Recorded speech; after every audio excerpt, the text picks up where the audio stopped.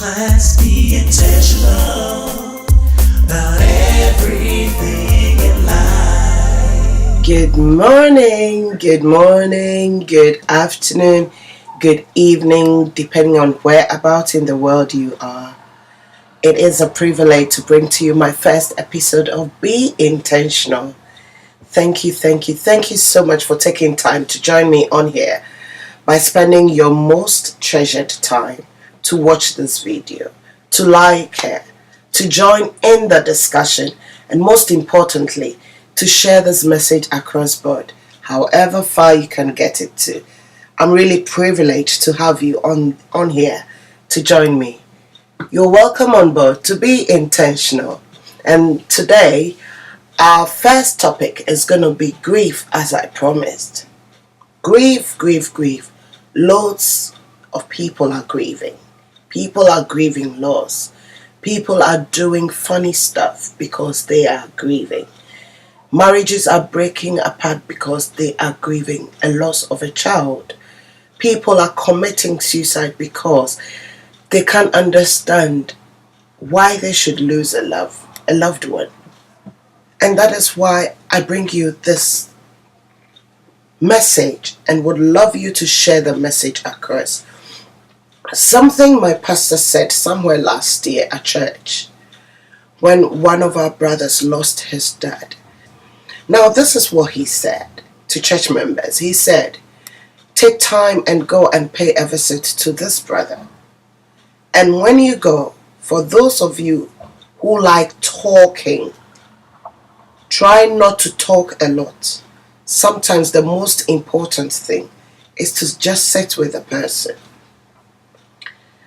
Honestly speaking, when he said that, I thought, how weird is that? That I go and just sit and stare at the person who is grieving. What did I really come there to do? And then I just cast my mind back to when I lost my parent. The number of things people said and how much I remember those things because they were unpleasant. But one thing about my pastor is, in that moment of my grief, I cannot remember anything he said to me. I cannot honestly remember a single word.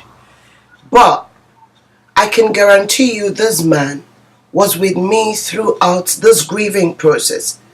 He was abreast with everything. He knew how the burial was going. He knew how preparations were going. He even knew the aftermath.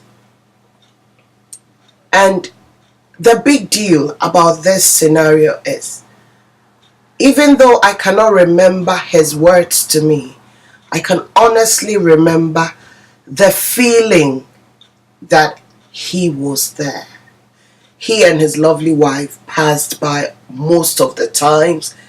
And I'm trying to sit here and think, the number of times they passed by, I still cannot remember exactly what they came by to say to me when I was grieving. But I can remember that feeling. I can remember how much they were there for me. So when he said we should go to this brother and not talk a lot, and then I remembered how he went about it, I thought, there must be a golden strand there that I could pick. There must be something in that silence, because as far as I'm concerned, he was there for me from the beginning to the end.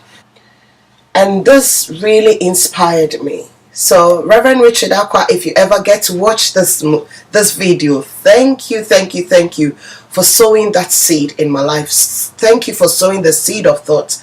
Thank you for inspiring me to go on this journey of studying about grief, because I have been in a position where I've been able to support people effectively.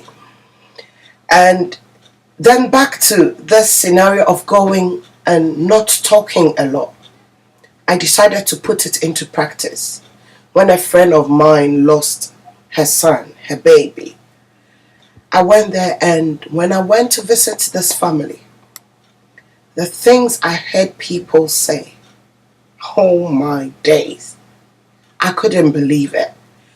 I really, at some point, I remember wanting to switch off because I couldn't believe people were saying these things. Pardon me.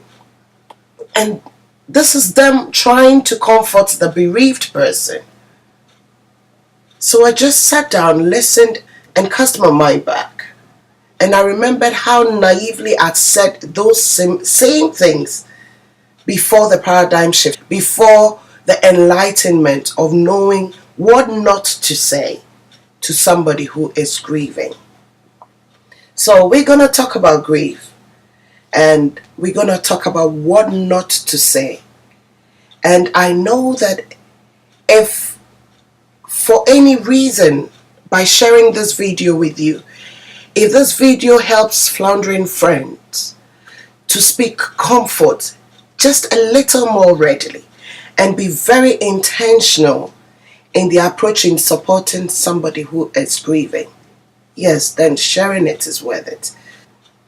How do I support somebody who is grieving? What do I do with a friend who is so much deep in grief? What do I say and what do I not say? Down the line on this video, on this episode, you would realize that I'm going to say more about what not to say. The reason is, most of the things that we say are actually the things that we don't have to say. Be intentional about everything in life. Let me begin by saying this. Grief, yeah? Grief is a lonely experience. Grief is an individual experience. When people are grieving, when you are grieving, your emotions run the gamut. Anger, shock, fear, disappointment, denial, depression, in no particular order. These are the emotions, the phases that people go through when they are grieving. Grief, let me say, it's a long haul. And however way you grieve, if you're watching this video and you're grieving in one way or the other, however way you grieve, one of the most important aspects I need you to remember is that you need to allow yourself to grieve. Grief is natural and grief is healthy. Oh yes, grief is healthy. Grief is healthy because we cannot adequately recover from a traumatic loss without allowing ourselves to go through the grieving process. Someone might dispute that fact because somebody might say, what process? Especially if you belong to the household of faith, you might hear people tell you that you need to be strong. What process? You don't need to go through the process. Well, I don't agree to that. You need to go through the grieving process. And in fact, some of the grieving process actually involves you coming to that point of thanking God for that moment, of thanking Him that He is with you, that He's going to see you through.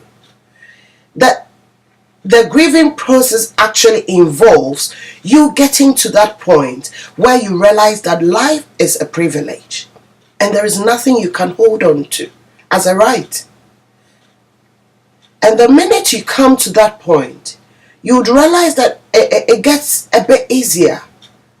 I know it's going to be very difficult, especially with the way we've been told that God is in control of everything. It gets hard for you to come to that point of thanking God. It's hard in the midst of the pain, but you'll be amazed the magic it does, because it brings you to that point of not feeling excessively deprived, if you know what I mean by that. So, allow yourself to grieve. And now for those of us who support those who are grieving, you must also understand that grief, supporting somebody who is grieving, is not a joke. It's not funny at all. It's a position or is a role or a task that you take upon yourself, and it's emotionally draining. emotionally draining, because the grieving process is more like a roller coaster. One minute the person is up, the next minute the person is down. You need to be conscious of what you're saying. You need to be conscious of what you're doing. You need to be conscious of the person's emotions every now and then. So yes, it is draining for you as well. And that is why you need to take care of yourself. Sometimes we underestimate how draining that can be, but it is. Especially with me personally, knowing that there are some things you don't have to say. Gaining that knowledge, gaining that enlightenment has put me in that position. You don't just get up thinking you're going to support somebody who is grieving. You need to do it intentionally.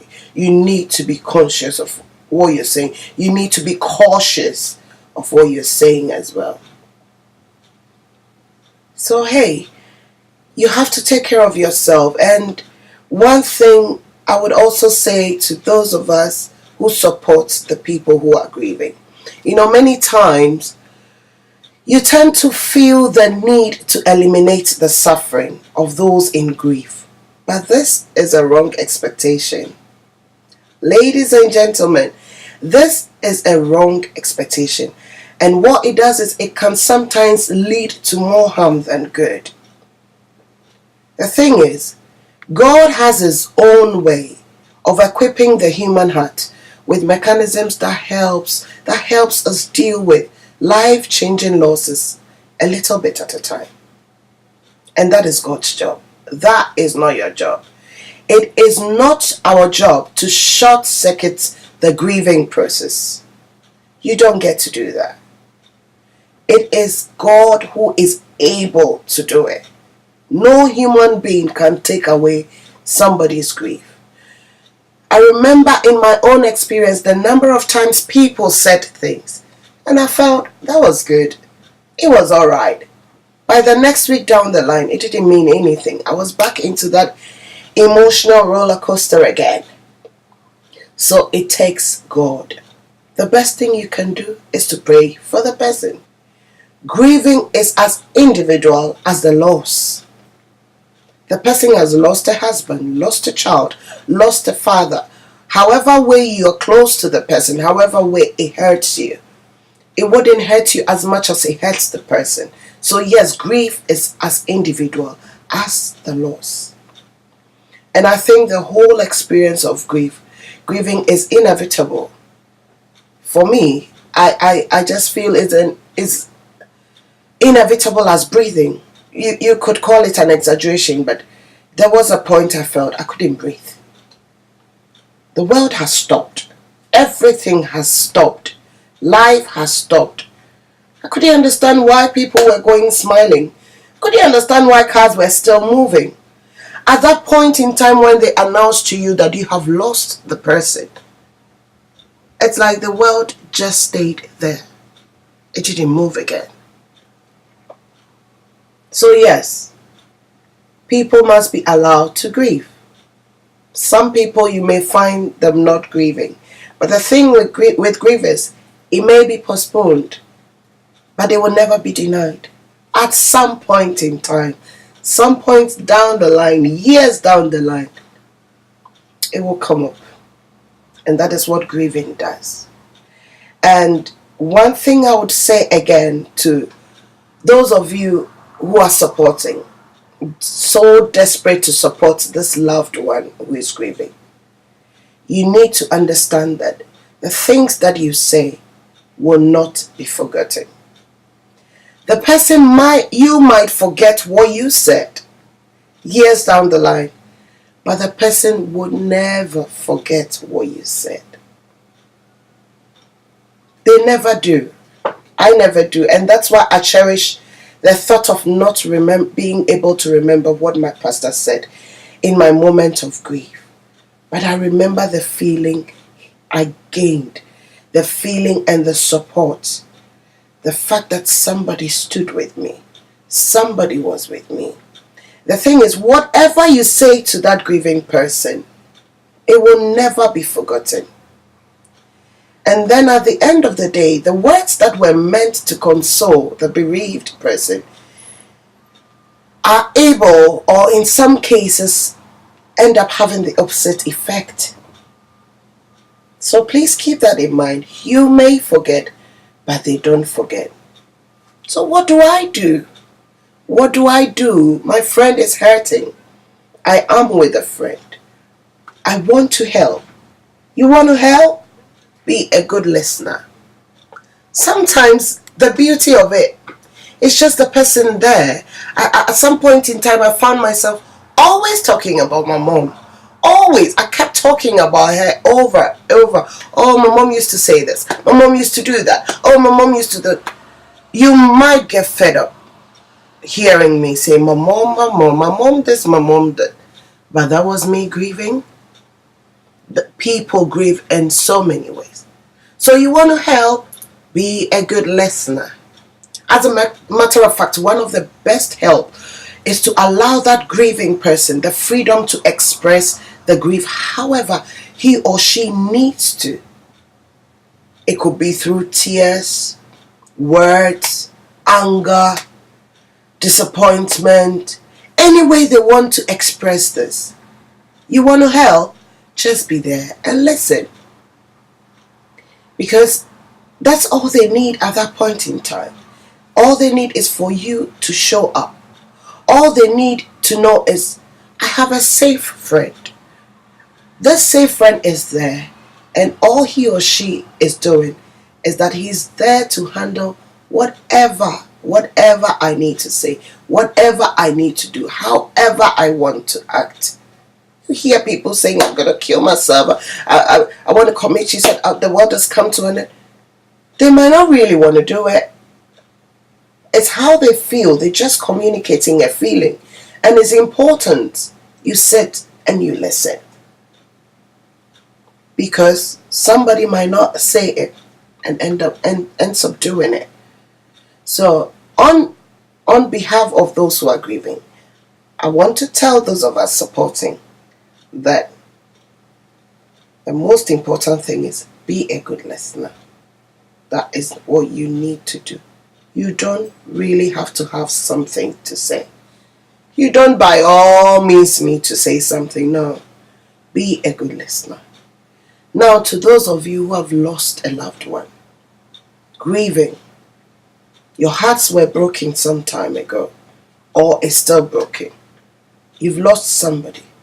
I need to say this to you, that those people who came to support you, those people are called sympathizers. They came to sympathize. I need you to understand that they came to stand by you, just to prove to you that you are not alone. They came to let you know that they want to stand with you. But the thing is, they don't know how. So don't get hurt because somebody said something when you were grieving. Somebody did something when you were grieving. Somebody ignored something you said when you were grieving. No, do not be hurt by that. Because these people mean well. It comes from a good place. And that's what I need you to understand, that they mean well, but they don't know what to do. They don't know what to say. They are called sympathizers. They came to sympathize. You have found yourself at the receiving end of the sympathy. And they are there to give you the sympathy. They genuinely want to help. They just don't know how. You know, I remember how people just approach you, and genuinely they came, you could see they came to help. But you'll be amazed the things they can say. And it's amazing the love and the kindness people show when people are grieving. So very well intentioned and wanting so badly to help. But the thing is, there is sometimes a hilariously wide difference between the intention and the bizarre outpour of love, you know. And I'm sure it's simply because they are clueless. It's simply because they don't know what to do. Just like I didn't know what to do before I lost my parent, before I gained this enlightenment. I didn't know what to say. It's not because they are insensitive. I don't even think that there is anybody who wants to be that person who comes to you to say the really stupid thing. I don't think so. I don't think there is anybody who comes to put on that hat of an insensitive cop. Get over it. Or it's alright, you get over it. No, nobody wants to do that. They just mean well. It comes from a good place. So please bear in mind that it comes from a good place. It is all with good intentions. And it's because they want to support you. Stay tuned, and I hope this has really helped you one way or the other. But I'm coming with my next episode, and we're talking about what not to say to that person who is grieving. There are loads to talk about. Does God really give and take away? Come on, join me. Share your views. Don't forget about that. I need your views as well. I need to learn from you. I need to hear what you've got to say. Does God give and take away? Is God in control? That God knows best and He does what He wants to do. Really? Stay tuned for my next episode, and I know that somebody is going to be glad they joined me. Thank you so much for joining me, and see you all soon. I'll be back shortly on your screen. Love you all. Thank you for your time. Mwah. Intentional about everything in life.